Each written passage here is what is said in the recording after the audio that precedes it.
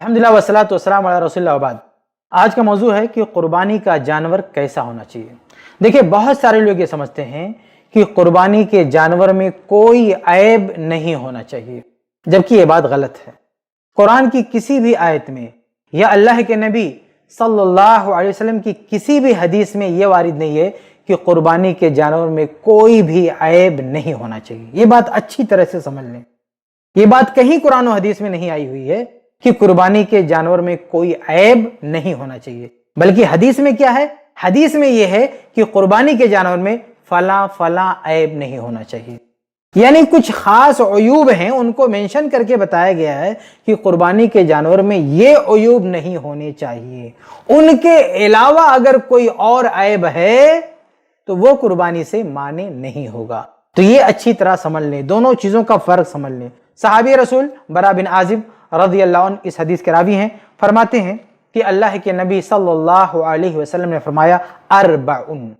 انہوں نے آگے وضاحت بھی کیا کہ آپ صلی اللہ علیہ وسلم نے باقاعدہ ایسے ہاتھ اٹھا کے 4 انگلیاں اٹھا کے سمجھایا تھا، کہا تھا اربعن کہ 4 عیوب ایسے ہیں کہ لا تجوز فی الاضاحی، کہ قربانی کے جانور میں وہ عیوب نہیں ہونے چاہیے، وہ عیوب ہوں گے تو وہ جانور کی قربانی جائز نہیں ہے۔ وہ 4 کیا ہیں؟ کہتے ہیں فقال، آپ صلی اللہ علیہ وسلم نے فرمایا الاوراء بین اوروہا۔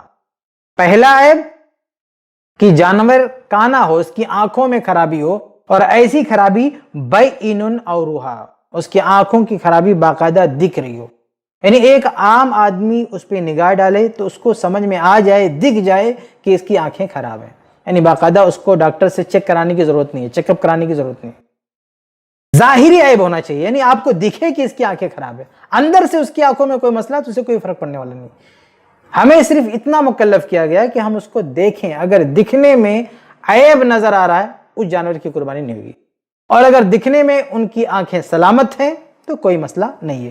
تو پہلا عیب جو جانور میں نہیں ہونا چاہیے کہ اس کی آنکھیں خراب نہیں ہونی چاہیے۔ دوسرا عیب آگے ہے والمریضۃ بین مرضھا۔ آپ صلی اللہ علیہ وسلم نے آگے فرمایا کہ جانور ایسا بیمار نہیں ہونا چاہیے کہ اس کی بیماری بالکل ظاہر ہو، یعنی آپ جانور کو دیکھ کے سمجھ جائیں کہ یہ بیمار ہے۔ بھئی اندر سے کوئی بیماری ہو اس سے کوئی فرق پڑنے والا نہیں، ہمیں اس کا مکلف نہیں کیا گیا ہے کہ ہم جانور کو لے جا کے سی ٹی اسکین کرائیں، پتہ کرائیں کوئی بیماری ہے کہ نہیں، بالکل نہیں۔ اوپر سے اگر ہم دیکھ رہے ہیں اور وہ بیمار نہیں دکھ رہا ہے تو اس کی قربانی ہو سکتی ہے، اور اگر بیمار دکھا تو یہ دوسرا عیب ہے جو قربانی سے مانع ہے، اس کی قربانی آپ نہیں کر سکتے۔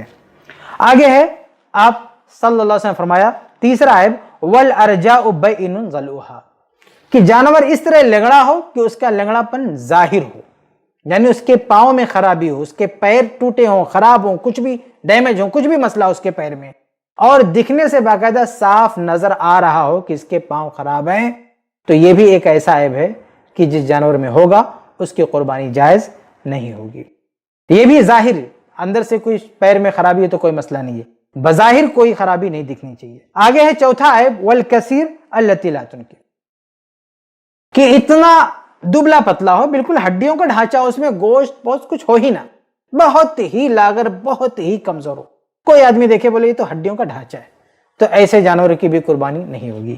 یہ صرف 4 عیوب ایسے ہیں کہ وہ اگر جانور میں پائے گئے تو اس جانور کی قربانی نہیں ہو سکتی ہے۔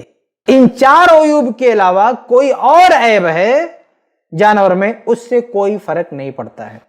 ایک بات اور واضح کر دوں کہ ایک روایت علی رضی اللہ عنہ سے مروی ہے، اس میں یہ ہے کہ آپ صلی اللہ علیہ وسلم نے ہم کو حکم دیا ہے کہ ہم جانور کی آنکھ چیک کر لیں اور اس کے کان چیک کر لیں، کان بھی چیک کر لیں۔ تو اس میں آنکھ تو وہی ہے جو ان 4 میں سے ایک آ گیا، اس میں ایک اضافہ ہے کان کا۔ تو یاد رہے کہ یہ روایت مختلف فی ہے، یعنی اس روایت کو سارے علماء صحیح نہیں سمجھتے، یہ روایت ضعیف ہے، اور جو صحیح سمجھتے بھی ہیں وہ کہتے ہیں کہ یہ ایک استحبابی حکم ہے، یہ لازمی حکم نہیں ہے۔ بہرحال یہ روایت صحیح نہیں ہے، اس لیے صحیح بات یہ ہے کہ جو 4 عیوب ہیں جو حدیث میں گنائے گئے انہی پر آپ کو نظر رکھنی، انہی کا دھیان دینا ہے۔ اس کے علاوہ کوئی اور عیب ہو، اس کی سینگ ٹوٹی ہے، یہ مسئلہ ہے، یہ مسئلہ ہے، ان سب چیزوں سے جانور پہ کوئی فرق نہیں پڑتا ہے، اس کی قربانی آپ کر سکتے ہیں۔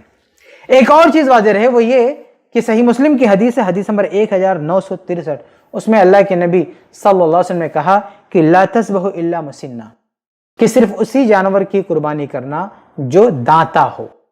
تو یہ بھی ایک ضروری ہے جانور میں کہ دانتا ہونا چاہیے، لیکن اگر جانور دانتا نہیں ہے تو وہ عیب نہیں ہے۔ اس لیے میں نے کہا کہ صرف 4 ہی عیوب ہے، اور آپ صلی اللہ علیہ وسلم نے باقاعدہ اربعون یہ لفظ استعمال کیا، اربعون 4 کا لفظ استعمال کیا اور 4 انگلی اٹھا کے بتائی ہے۔ آپ نے حصر کے ساتھ کہا ہے کہ صرف 4 عیوب ہے۔ تو یہ جو دانتا والا مسئلہ ہے نا، یہ کوئی 5واں عیب نہیں ہے، بلکہ ایک خصوصیت ہے اس کی، اس کو عیب نہیں کہتے ہیں۔ اگر کوئی جانور دانتا نہیں تو ہم یہ نہیں کہیں گے کہ وہ عیب دار ہے، یہ کہیں گے کہ اس کی قربانی نہیں ہوگی، لیکن اس پر عیب نہیں لگائیں گے۔ جیسے ایک چھوٹا بچہ جب پیدا ہوتا ہے، اس کے دانت نہیں ہوتے اور کچھ مدت گزرنے کے بعد اس کے دانت آتے ہیں، تو ہم یہ تھوڑی کہتے ہیں کہ یہ بچہ عیب دار پیدا ہوا ہے، اس کے اندر دانت ہی نہیں۔ ارے ابھی اس کے دانت کا وقت ہی نہیں آیا ہے، وہ عیب نہیں ہے، وہ فطری چیز ہے، نیچرل ہے وہ۔ تو ایسے جانور اگر دانتا نہیں ہے تو ایک نیچرل بات ہے، فطری بات ہے، اس کا وقت ابھی نہیں آئے، لیکن اس کو ہم عیب نہیں کہیں گے۔ ہاں یہ بات ہے کہ آپ صلی اللہ علیہ وسلم نے یہ پابندی لگائی ہے جانور میں کہ وہ دانتا ہونا چاہیے۔ تو آپ کو 4 عیوب دیکھنا ہے، وہ عیوب نہیں ہونا چاہیے، اور اس کے ساتھ یہ دیکھنا ہے کہ جانور دانتا ہونا چاہیے۔ اتنی چیزیں اگر آپ نے جانور میں دیکھ لیا تو انشاءاللہ یہ جانور قربانی کے لائق ہے، کوئی مسئلہ نہیں۔ اس کے علاوہ کوئی بھی عیب ہو تو وہ عیب گرچہ عیب ہو، کچھ لوگ بحث کرتے ہیں کہ بھئی وہ عیب نہیں ہے، جیسے کچھ لوگ اعتراض کرتے ہیں کہ خصی جانور کا قربانی کریں گے کہ نہیں، تو اس پر بحث کرنے لگ جاتے ہیں، یہ تو ایک عیب ہو گیا، دوسرا کہتا ہے عیب نہیں ہے۔ ارے بھائی وہ عیب ہو یا نہ ہو، اس سے کوئی مسئلہ نہیں، 1000 عیب ہو اس کے اندر، آپ صلی اللہ علیہ وسلم نے اس عیب کو قربانی سے مانے نہیں قرار دیا ہے۔ صرف 4 عیوب بتائے ہیں جو قربانی سے مانے، اس کے علاوہ چاہے جتنے عیوب ہوں کوئی یہ نہیں کہہ سکتا ہے کہ اس کی قربانی نہیں کر سکتے۔ ہاں یہ بات ہے کہ اگر کوئی آدمی یہ سمجھتا ہے کہ ہمارا جانور بالکل صحیح سالم ہو، کسی طرح کا عیب نہ ہو، صاف ستھرا ہو، تو اچھی بات ہے، لیکن وہ سب پر اسے مسلط نہیں کر سکتا، اپنے اس ذوق کو، اپنی اس پسند کو سب پہ مسلط نہیں کر سکتا ہے کہ بھئی ہر ایک کو ایسے ہی جانور لینا، نہیں۔ نبی صلی اللہ علیہ وسلم نے جو بیان فرمایا ہے اور جو عیوب گنائے ہیں اور جو خصوصیات بتائی ہیں انہی کے ہم پابند ہیں، اور سب پابند ہیں۔ باقی کسی کا اپنا ذوق ہے، اپنی مرضی ہے، اچھی بات ہے، لیکن وہ سب پر اس کو مسلط نہیں کر سکتا۔ تو یہ چند باتیں تھی جانور کی عیوب سے متعلق کہ قربانی کے جانور میں کون سے عیب پائے جائیں گے تو اس کی قربانی نہیں کی جا سکتی۔ اللہ سے دعا کہ اللہ تعالی ہم سب کو کتاب و سنت کی روشنی میں ہر عمل انجام دینے کی توفیق عطا فرمائے، آمین یا رب العالمین۔